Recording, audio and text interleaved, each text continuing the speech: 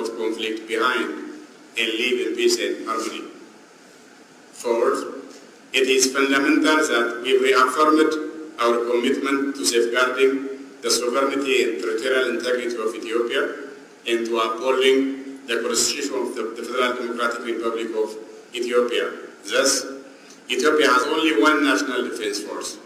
We've also agreed on the detailed program of disarmament, demobilization, and reintegration for the TPLF combatants, taking into account the security situation on the ground.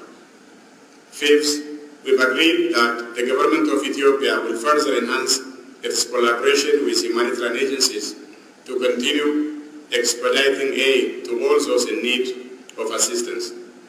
Sixth, we've agreed to implement transitional measures that include the restoration of constitutional order in Tigray region, a framework for the settlement of political difference, and a transitional justice policy framework to ensure accountability, truth, reconciliation, and healing. Thank you very much, Ambassador Redwan. Mr. Getachew. Seven, to start implementing these undertakings without delay, we have agreed to stop all forms of conflicts and hostile propaganda. We'll only make statements that support the expeditious implementation of the agreement. We urge Ethiopians in the country and abroad to support this agreement, stop voices of division and hate, and mobilize their resources for economic recovery and rehabilitation of social bonds. Eighth, the government of Ethiopia will continue the efforts to restore public services and rebuild the infrastructures of communities affected by the conflict. Students must go to school, farmers and pastoralists to their fields, and public servants to their offices. The agreement requires the support of the public for its smooth implementation. This is a new and hopeful chapter in the history of the country. 9, we express our gratitude to all actors contributing to the success of this endeavor, in particular, the African Union Commission Chairperson, the African High-Level Panel led by His Excellency former President Olusegun Obasanjo, supported by His Excellency former President Uhuru Kenyatta, and Her Excellency Dr. Fumuzile Belambo, former Deputy President of the Republic of South Africa. We thank the Chairperson of the African Union Commission, His Excellency Mr. Musa Faki Mohammed, Commissioner Bankole Adoye, and his colleagues for their tireless work during these talks. We rely on their continued support as we implement the agreement. 10, we thank His Excellency President Cyril Ramaphosa, the President of the Republic of South Africa, and Her Excellency Dr. Naledi Pandor, the Minister for the Department of International Relations and Cooperation of South Africa, for the excellent facilities they put at the disposal of these talks and their words of encouragement to the parties toward the successful results. We are indebted for the hospitality accorded to us by the people and government of the Republic of South Africa. 11, we are grateful to the people of Ethiopia for encouraging these talks and patiently waiting for the outcome. We are confident that they will embrace the results of these talks and ensure their timely implementation. 12, finally, we are confident that friends of Ethiopia and members of the diplomatic community will lend their support in rebuilding infrastructure in affected communities and the economic recovery of the country. We call on all types of media outlets to support peace, reconciliation, unity and prosperity in Ethiopia. Jointly delivered at Pretoria, the Republic of South Africa, 2nd November 2022. Thank you very much, Ambassador Redwan and Getachew. Excellencies, with your permission and that of the Minister, may we give them a round of applause. Excellencies, at this point, we now have the formal signing ceremony.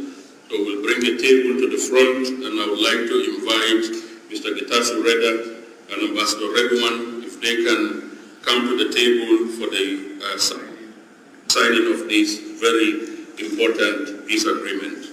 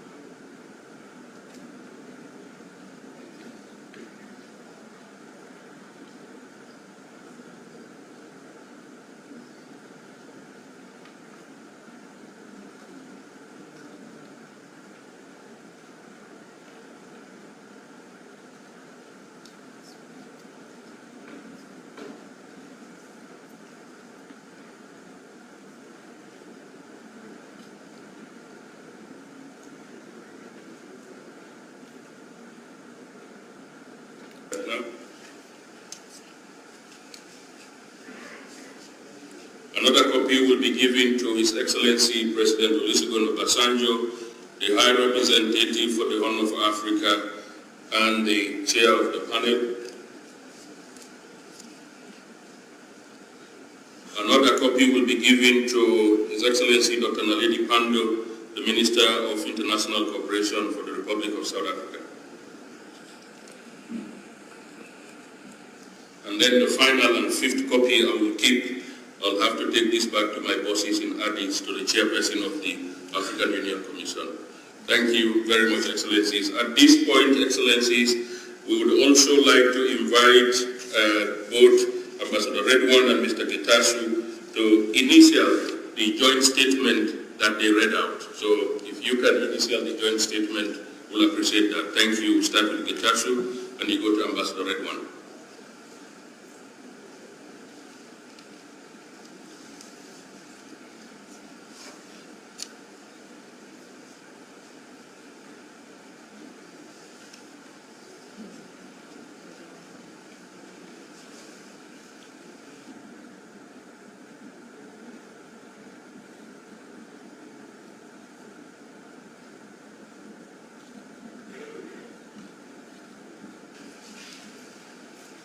Thank you very much. A copy of that statement will also be submitted to President Obasanjo and the panel, and the two delegations will get identical copies of the same document. Excellencies, at this point, this brings us to the session with the media, and what we have agreed with the Department of International Relations and Cooperation. This particular session will be moderated by their Director of Communications, Mr. Clayson. And what we agreed was the questions will be exclusively directed to the panel and not the delegations. And I think we'll encourage Mr. Clayson to make sure that all questions are directed to the panel and Dr. Naledi Pandor, but not the delegations. Over to you, Mr. Clayson.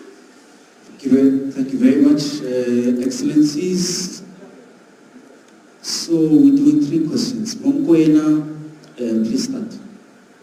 There's a roving microphone there next to you. Just introduce yourself first. My name is Sophie Mukwena from the South African Broadcasting Corporation. My question relates to women. I see men in ties and suits, no woman. One thing that the UN spoke about is that you will not have a lasting solution in terms of peace if you exclude the majority of the population. And in this case, you are talking about women. Why? And lastly, for peace to hold, you have to monitor and ensure that those who have a hand in fueling the conflict are on board. What's going to happen to Eritrea that's being accused of meddling in the affairs of Ethiopia, and the Ethiopian government also saying that there are international forces that are meddling in Ethiopia's affairs? Thank you. Khalita?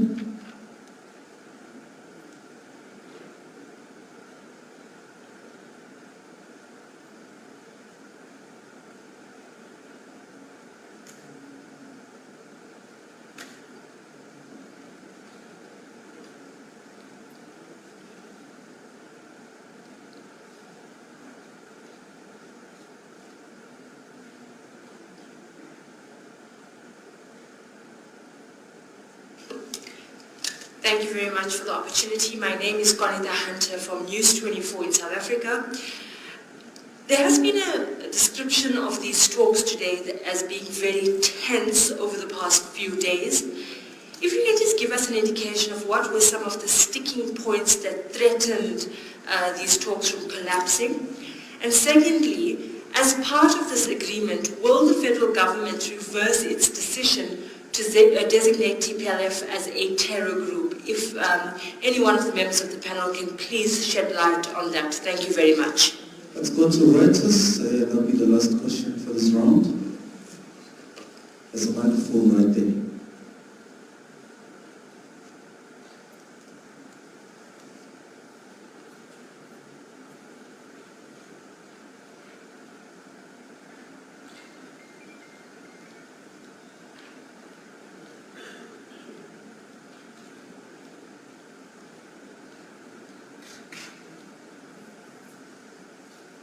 Tim Cox from Reuters. My understanding of this agreement is that you've agreed to stop shooting at each other, but obviously there's a lot of questions about what else needs to be agreed upon. I wondered if you could, if either delegation could talk about what still needs to be agreed and whether any progress has been made on that before you have a kind of full-blown political settlement. Thank you.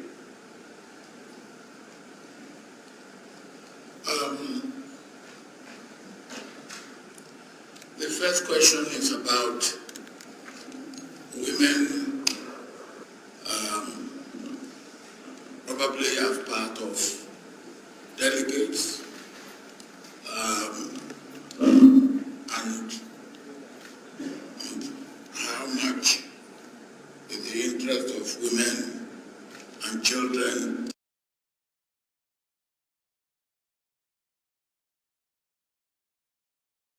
just read part of Article 4, which talks of protection of civilians. The parties shall protect the human rights of the civilian population and commit to holding applicable international humanitarian law instruments to which Ethiopia is party. The parties shall in particular condemn any act of sexual and gender-based violence, any act of violence against children, girls, women, and the elderly, including recruitment and conscription of child soldiers, and support family reunification. And of course, in the panel, we say we have a distinguished lady, not do we have a lady who was a deputy president of this great country, and is also a member of the panel of wives in the AU. And our contribution into the content, particularly protection for women and children and the vulnerable, was tremendous. As far as delegation is concerned, I will not be able to say anything about that. The other question, again, remember, is that, look, what were the sticky points? President Uhuru, I think you better attempt that, and then maybe you come up and say a little bit about women and children. And President Uhuru, you also talk a little bit about what concerns Eritrea. It's part of the question. Thank you, President. The points that came out or that were read out are only very general remarks about what the document contains. But I think the two parties put in a lot of effort, especially when it came to laying out the principles and the objectives of this agreement. It goes into quite a bit of detail as to how disarmament will happen. It also talks a lot about humanitarian access, resumption of services throughout the country or throughout the affected areas. It talks about the process of reintegrating the Tigrayan region into the federal government. It talks about the return to constitutional order. It talks about the fact that disputes will be resolved politically and not through the guns anymore. It goes further and talks about processes and how women and children and civilians would be treated. But as has been stated, this is not all that needs to be done. We've gone through, for example, how this agreement shall be monitored and verified. The devil will be in the implementation, but it is our strong belief that from the commitment that we have seen from the two parties, they will deliver. And we, as the panel, plus our partners, stand ready to assist and will be part of the verification and monitoring process. The agreement, because it's between two parties, talks about their commitment to resolving the problems of Ethiopia as Ethiopians, and the fact that no party will engage in activities that are detrimental to the other. It talks about the ENDF being the only national army of Ethiopia and its duty and responsibility to safeguard the territorial integrity of Ethiopia. So that again lays out quite clearly that this is an Ethiopian problem to be resolved by Ethiopians. So we still have a lot of work to do in terms of beginning the political process.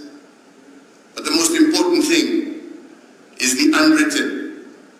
And the unwritten is the building of trust and confidences between all parties concerned, and the recognition that the solution to the problems of Ethiopia lie in the hands of the people of Ethiopia. We are here to assist them in that process.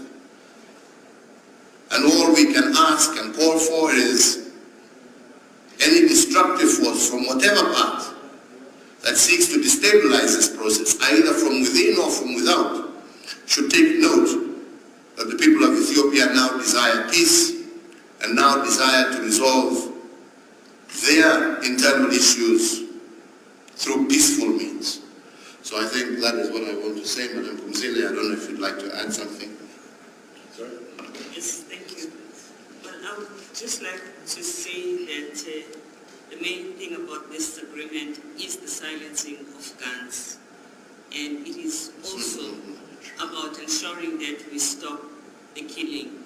We were very much aware throughout the negotiations about the importance of stopping the killing. And this is what we are hoping for as we announce this agreement.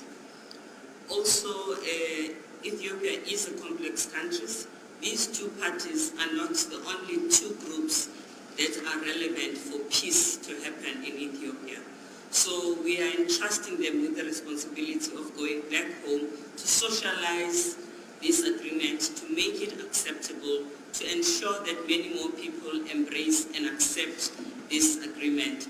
We know that they cannot convince every single Ethiopian, so they will learn to work with others who may have some concerns about this agreement. And that is why the support of the international community and everyone else who wish peace for Ethiopia is going to continue to be important. We need to accompany them for them to fulfill their task as best as possible.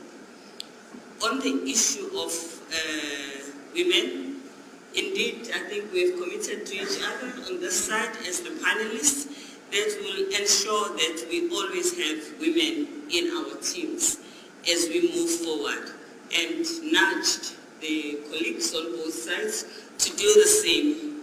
One of the parties has already promised me that in the next time we meet, we will see suits and skirts, and I hope that it's not going to be difficult to make sure that both parties will do the same, because that is important. Lasting peace, as it has been shown, comes when there is inclusion and diversity, and this peace is not going to be an exception. Thank you.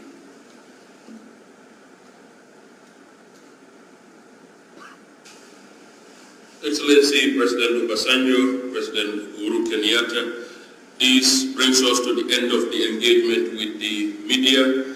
I would also like, I think, once again, on behalf of the Chair of the Commission, to extend our sincere gratitude to you, but more importantly also to Dr. Naledi Pandor and the government and people of South Africa for the warm hospitality and the facilities that they put at our disposal. The final order of business that we'll want to do now, I would like to invite Ambassador Redwan and Getachew to join the panel here for a group photo. And after that, I would like to invite their delegations, all of them, to join for a bigger family photo. So we'll start with Getachew and Ambassador Redwan to join the panel here, and Dr. Naledi Pandor. And they'll be followed by members of their team. And I would also like to invite the three observers, Dr. Wokne, Madam Tete, and Mike, to subsequently join the group photo.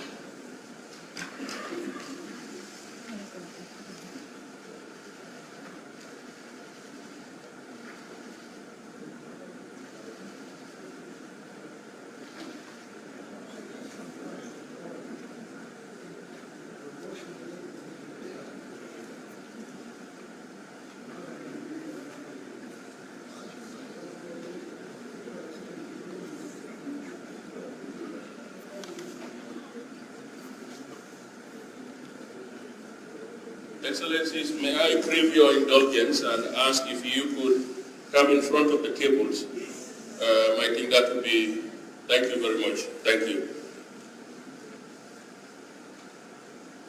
Thank you very much. Thank you.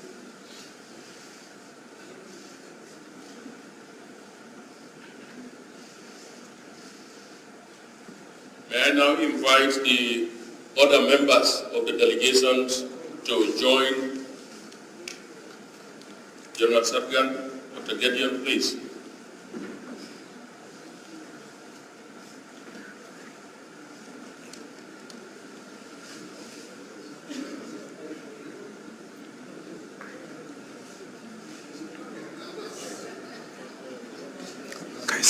Guys.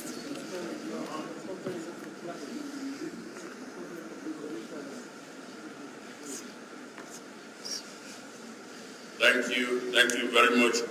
May I now invite the three observers, Dr. Wokne, Madam Tete, and Mike Hammer, to join. Yes, sir.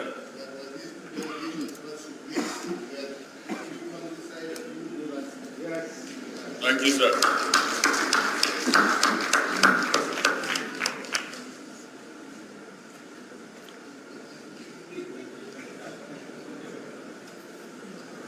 Please.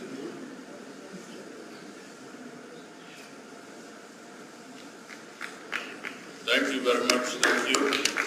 So we remain in that formation, and then the observers will join, and the African Union as well. The observers and the African Union.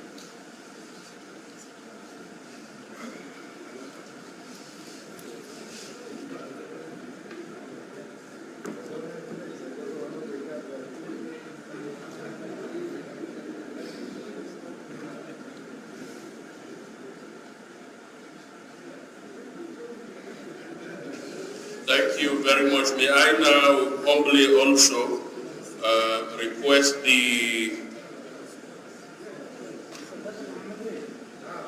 think we are done with the group photo with the observers. Do we have a photo? Now, Excellencies, I think I owe it to my team. They've worked so hard. May I request a special photo for my team and the panel and the two heads of delegations, and later on everyone else will join. This is a humble request. So can I call on my team, Ambassador Farah and others, if you can come to join this family photo. Thank you. Welcome.